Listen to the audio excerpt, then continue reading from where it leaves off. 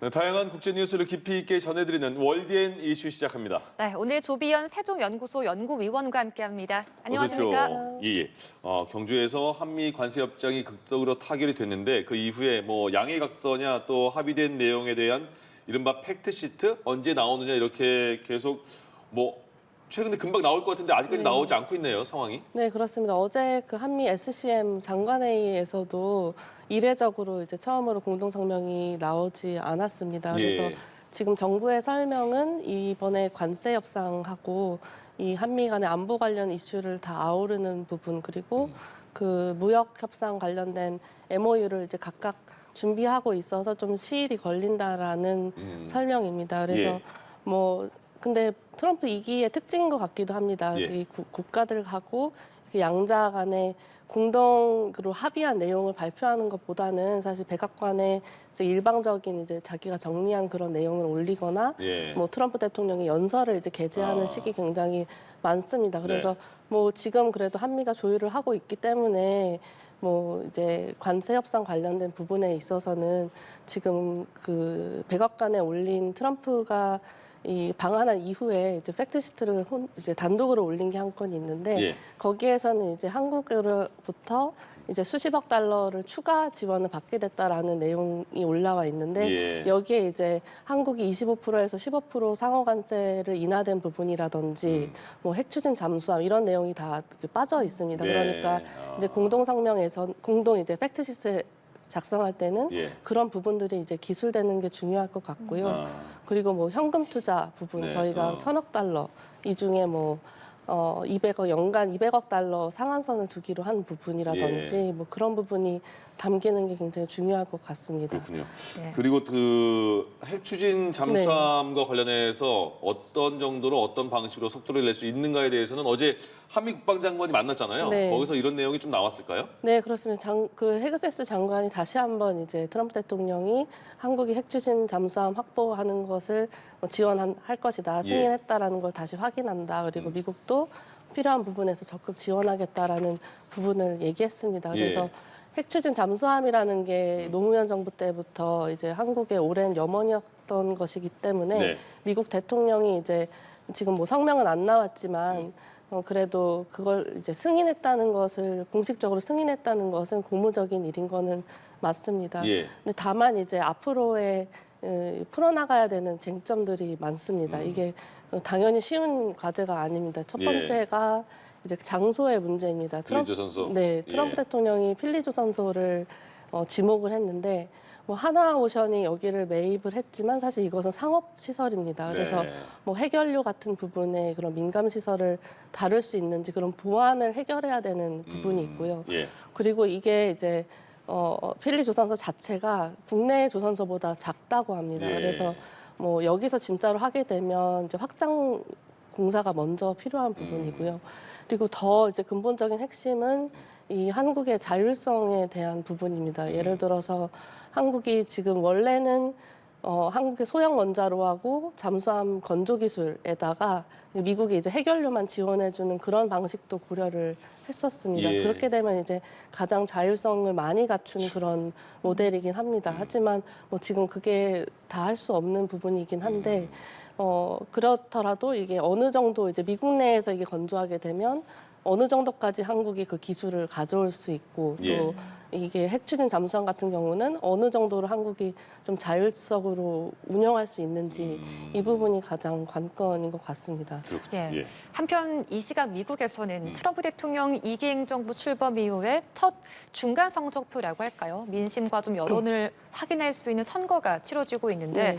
지금 미국 각지에서 주지사 그리고 시장 선거가 치러지고 있습니다. 주목할 만한 포인트 있을까요? 네, 지금 그 마침 이 뉴욕시장, 버지니아, 뉴저지 이 선거 자체가 다 그 전통적으로 민주당이 강세였던 지역입니다. 그러니까 예. 말씀하신 대로 내년 이제 중간 선거를 딱 1년 앞두고 있는데 여기에서 판가름이 이제 여론의 이제 그 풍향계가 정말 잘 드러날 것 같습니다. 예. 그래서 지금 뭐 버지니아 주지사 같은 경우에는 이미 민주당으로 기울은 판세라고 합니다. 왜냐하면 워싱턴 D.C.가 이제 버지니아 주에 있고 예. 셧다운 전후로부터 이제 트럼프 대통령이 그 연방 공무원들을 많이 이제 해고를 한 부분, 네. 그분들이 이제 거기 많이 거주를 하고 있기 아. 때문에 이미 이제 민주당 쪽으로 기울은 그런 조짐 그렇게 판단이 되고 있고요. 그래서 예. 이제 트럼프 대통령 본인이 이제 조금 더 관심을 갖고 노력을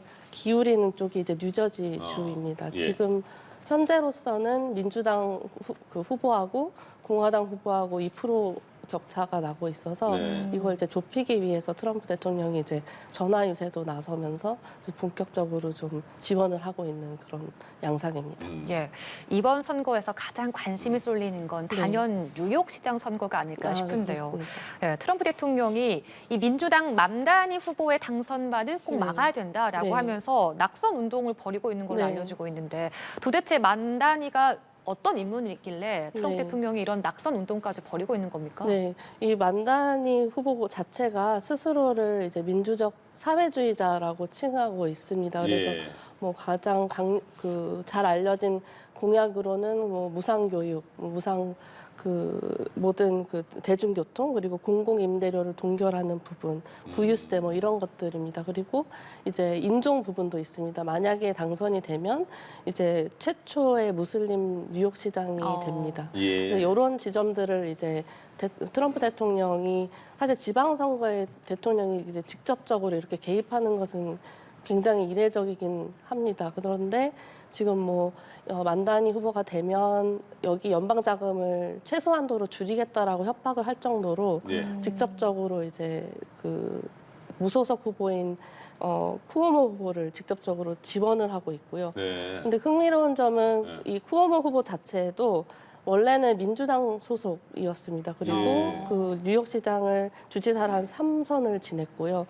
그리고 이제 트럼프 1기 때 이 쿠오모 후보는 이제 트럼프 대통령이 뭐 코비드 그때 코로나19 대응을 잘 못하고 있다라고 하는 그 트럼프 대통령을 비판했던 예. 우군이 아닌 적의 진영에 있었던 후보입니다. 그런데 예. 이제 맘다니 후보를 낙선시키기 위해서 이제 오히려 쿠오모 후보를 지금 지원하는 그런 양상입니다.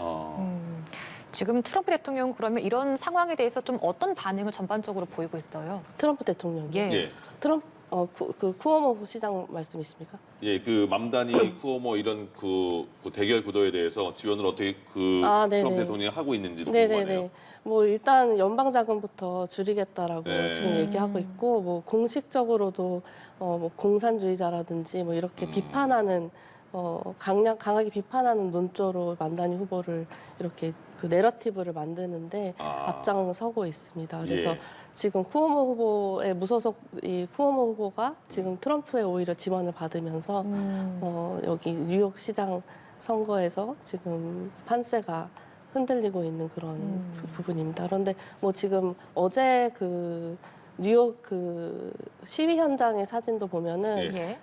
이게 우리의 시간이다라는 팻말을 들고 만다니 후보를 지원하는 유세 현장도 있었고요. 그러니까 뉴욕 시민들의 만다니 후보에 대한 그런 지원이라는 게 지금 원래 이 만다니 후보의 공약보다도 네. 트럼프 대통령의 지금 2기에서 이루어지고 있는 뭐 셧다운을 비롯해서 예. 뭐 인종에 대한 부분, 건보료에 대한 부분 그런 거에 대한 반감이 만다니 후보를 지원하는 쪽으로 이렇게 쌓여지는 그런 양상인 것 같습니다. 미국은 대통령이 이렇게 뭐 어떤 후보를 지지해도 되나 봐요. 이례적이긴 합니다. 이게 그래요? 지방선거에 이렇게 근데 이제 아무래도 예전에 아마 얼마 전에 기억하실 겁니다. 네. 트럼프 대통령 책상에 네. 다음 대선을 암시한 모자가 그렇죠. 하나 있었죠. 올라갔었죠. 그렇죠. 그것만큼 이제 선거에 대한 트럼프 대통령의 관심이 굉장히 높고 이제 중간 선거 1년밖에 안 남았기 때문에 이 만약에 민주당이 강세였던 이 지역에서 조금이라도 공화당이 우세하거나 할 수 있는 가능성을 보여주면 또 다음 가능성 있어, 이런 거군요. 중간 선거에 본인이. 또 굉장한 또 영향을 미칠 수 있기 때문에 뭐 여러 가지 정치에 대한 트럼프 대통령 의지가 보여주는 이번 선거, 지방 선거인 것 같습니다. 알겠습니다. 이스라엘 하마스 전쟁은 트럼프 대통령이 일단 1단계 휴전 합의를 해라 그래서 뭐 인질도 서로 교환이 됐지만 아직까지 마무리 안 되고 있는 상황인데 네. 보니까 이런 상황 그 물음표에 있는 상황에 대해서 조금 더 구체적인 그 청사진이 나왔다고 하네요. 네, 그렇습니다. 이 트럼프의 가자 평화 구상 중에 가장 그 중요한 부분 중에 하나가 이 국제 안정화군을 만들어서 여기에 이제 팔레스타인 자치정부가 재건될 때까지 이 군이 이제 여기에 뭐 치안과 보안을 담당하는 예. 그런 것까지 이제 기술했던 그 가자 구상이었습니다. 그런데 네. 이번에 그 내용이 지금 미국 행정부가 유엔 안전보장이사회에 전달한 그 거기 안보리 회원국들한테 전달한 초안에 그런 내용이 좀 구체적으로 시기를 포함한 내용이 담겨 있었다고 합니다. 그래서 예. 내용을 보면은 한 2027년 말까지 여기에 이제 국제안정화군을 운영을 하고 그리고 내년 1월까지 이 ISF 국제안정화군 병력을 배치하는 부분까지 예. 기술이 되어 있고 또 ISF의 구체적인 임무로는 군사 테러 방지 뭐 여러 가지 내용이 있는데 결국에는 이 가자 지구의 비무장화를 위한 그런 임무들을 또 기술을 하고 있습니다. 예. 그래서 이게 지금 공식적으로 발표된 것은 아니고 회원국들한테 보내는데 이게 입수가 돼서 이제 공개된 내용이어가지고 네. 그래도 이제 이행되고 있다, 그 진척이 보이고 있다라는 점이 좀 고무적인 부분이라고 보여지고요. 예. 또 이 평화 구상 중에 국제안정화군 ISF 외에도 사실은 그 평화위원회에 대한 역할이 있었습니다. 이 트럼프 대통령 본인이 위원장을 맡고 네. 다른 국가들의 수장이 이제 회원으로 이렇게 참여하는 평화위원회인데 이 부분에 대한 내용도 여기 이번 초안에 담겨 있다고 해서 지난번 가자지구 그 협상을 제안한 이후에 그래도 이행이 하려고 노력하고 있는 부분이 보여지는 것 같습니다. 그렇군요. 예. 예. 한편 일본이 미국의 장거리 순항 미사일이죠. 이 토마호크 탑재를 위해서 이지스함을 미국에 파견한다라고 네. 하는데 일본이 토마호크 운영에 나서는 그 이유가 무엇인지 그리고 네. 또 앞으로 어떤 변화가 생길 건지 좀 궁금한데요. 네, 사실 토마호크를 일본이 도입한다고 했을 때 가장 이제 주목을 받았던 것이 이게 적을 공격할 수 있는 이제 반격 능력 중에 하나입니다. 이제 예. 이게 북한만이 아니라 이제 중국하고 러시아까지 사정권에 들어가는 이제 토마호크 순항 미사일이기 때문에 물론 이제 일본의 입장에서는 국방력, 방위력, 억제력 증진 차원에서 이 토마호크를 400기를 이제 미국의 토마호크를 도입하기로 했다고 했고 예. 이번에 이제 이지스함을 한 척을 이제 보내서 내년 9월까지 이지스함에 이 토마호크를 운영할 수 있도록 훈련하는 여러 가지 제반 절차를 이제 진행을 할 것이라고 합니다. 그래서 앞으로 지금 다카이치 신임 총리가 그 일본의 방위력 를 증진시키기 위해서 방위 예산도 대폭 늘린다고 하고 있고 예. 뭐 여러 가지 능력을 확보하겠다라고 하고 있는데 토마호크도 예전에 결정한 것을 이제 이행하는 그런 수순으로 봐야 될 것 같고요. 또 하나 좀 주목할 부분은 조금 이것은 좀 너무 멀리까지 보는 해석일 수도 있지만 이 토마호크라는 게 지금 미국이 그 트럼프 시기 때 조금 더 작은 전술핵을 두 개를 개발을 마쳤고요. 예. 그 중에 하나를 또 만들려고 했지만 이게 바이든 정부 때 번복이 되다가 다시 이제 하기로 결정한 게 그 SLCMN이라고 하는 핵순항 미사일 실크맨입니다. 근데 이 실크맨이 이제 미국이 해상에서 운영하는 핵 그 자산은 트라이던트 2라는 잠수함 발사 탄도 미사일이라는 엄청 큰 장거리와 아주 큰 핵탄두를 다는 그 제한되는 그런 게 있었는데 예.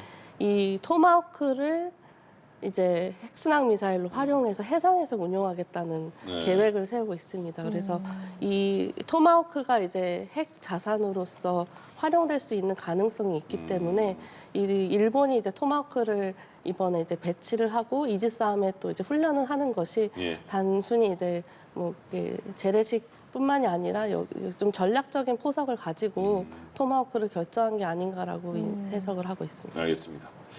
우리나라 씨름 같은 경우에는 남녀노소 많이들 막 찾고 응원하고 막 그러잖아요. 그렇습니다. 근데 스모는 안 그런가 봐요. 스모는 뭐 여성은 아예 구경도 못 하나 보죠. 스모 경기에. 그래서 나오는 얘기가 다카이치 사나에 총리가 뭐 1등하는 스모 선수에게 뭐 보통 상도 주고 그래야 되는데 여성이라서 못 갈 수도 있다 이런 네. 얘기가 나오네요. 네, 저도 사실 이 스모에 관련돼서 여러 가지 얘기를 들었지만 예. 이번에 이제 구체적인 과거 여성이 들어올 수 없는 예. 그런 사례들을 몇 개를 봤습니다. 네. 그래서 굉장히 흥미로웠는데 예를 들어서 뭐 일단 수상 자체가 저 모래판 도요 위에서 이제 이루어져야 되는데 예. 그것을 이제 고위 관리가 여성인 경우에는 이제 못했던 경우가 다반사였고 아. 대부분 전부 못했고요. 그래요. 그리고 뭐 2018년에 저기 도요 위에서 쓰러진 사람을 이제 응급처치하기 위해서 간호사가 올라가려고 했는데 예. 이제 여성이었기 때문에 또 이제 내려가 달라라는 방송을 해서 그래요? 논란이 될 정도로 이 도요라는 이 모래는 이제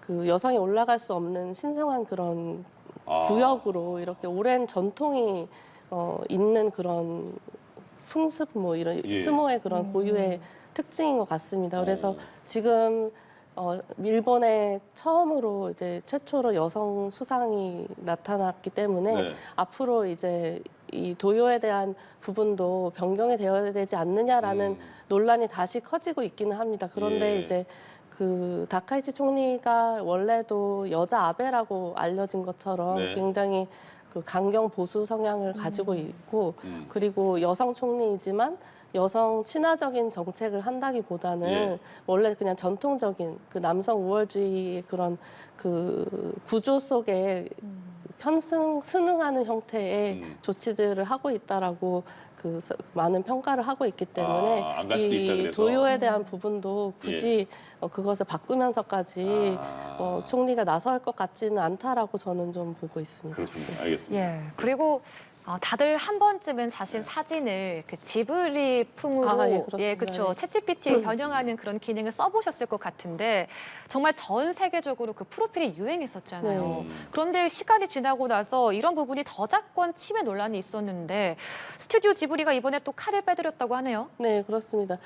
저도 이게 나왔을 때 네, 해봤어요? 저도 정말 많이 그래요? 많이 했습니다. 너무 워낙 그쵸. 지브리 스튜디오가 유명하고 워낙 그 풍을 좋아했어가지고 네. 저도 당연히 했는데요. 근데 이번에 이제 오픈 AI가 이번에는 영상이 문제가 되는 것 같습니다. 이게 지금 처음에 제가 그때 했을 때만 해도 이제 이미지로 생성되는 거였는데 이 오픈 AI 같은 경우에는 영상을 아예 지브리풍으로 만들고 있는 부분을 이제 문제를 제기를 해서 예. 이제 지금 이렇게 생성되는 것들이 지브리의 그 컨텐츠를 사용하지 않고서는 만들기 어렵기 때문에 예. 이게 복제에 문제가 있다라고 지적을 한 것입니다. 그런데 이제 뭐 이게 앞으로 해소될지는 조금 두고 봐야 되는 게 이번 지난 사례도 마찬가지지만 사실 AI 학습이나 재현과 관련된 그 판례들이 없습니다. 예. 그렇기 때문에 이거를 이제 뭐 판단을 할 때는 여러 가지 시일이 걸릴 수밖에 없는 예. 상황이어가지고 좀 지켜봐야 되는 부분입니다. 그래서 지브리도 프로필 사진 바꾸셨어요? 프로필 사진? 저도 바꾼 적 있습니다. 네. 알겠습니다. 월간 이슈 세종연구소 조비연 박사님과 함께했습니다. 고맙습니다. 감사합니다.